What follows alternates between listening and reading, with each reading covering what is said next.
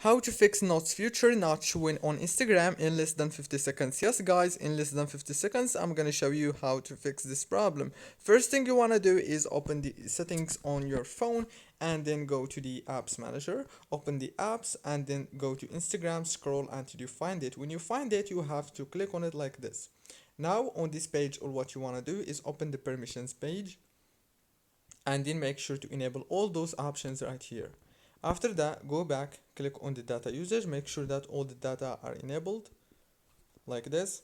Go back, click on the power usage details, click down here on this force stop, and then go back, click on the storage, click on clear data and click on clear cache. Now go back to the home page.